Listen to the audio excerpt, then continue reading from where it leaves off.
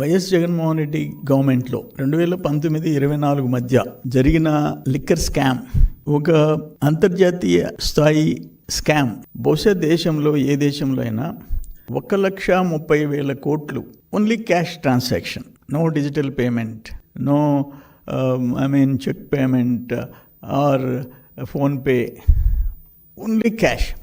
ఆనాడు prime minister Modi గారు digital India అని చెప్పి పదే చెప్పాడు, క్యాష్ ట్రాన్సాక్షన్స్ తగ్గించమని. ఈయన క్యాష్ ఆంధ్రప్రదేశ్గా మార్చాడు. ఈరోజు ఎంక్వైరీ జరుగుతుంది. ఆ ఎంక్వైరీలో కూడా అసలు లోతుగా పోవాల్సిన అవసరం ఉంది సిఐడికి. మీరేదో 3,200 కోట్లు అంటున్నారు మీరు, కానీ అన్అఫిషియల్ సేల్స్ మీరు అకౌంట్లోకి తీసుకోవటంలా.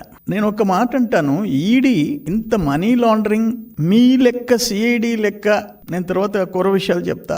3,200 కోట్లు అంటే ఈడీ ఎందుకు ఎంటర్ కాదు? అసలు అప్పుడు కూడా 19-14, బిట్వీన్ 19 and 14 ఇన్ని వేల, మోర్ దాన్ 1 lakh crores, 1,30,000 కోట్లు ట్రాన్సాక్షన్. దానికి అసలు అప్పుడు ఎందుకు క్వశ్చన్ చేయలేదు సిబిఐ కానీ ఈడీ కానీ? ఇప్పుడు కూడా సిఐడి ఎంక్వైరీ చేస్తుంది, క్లియర్గా సమాచారం బయటకు వస్తుంది, ఎవిడెన్స్. ఇంకా ఎందుకు ఈడీ ఎంటర్ కాదు?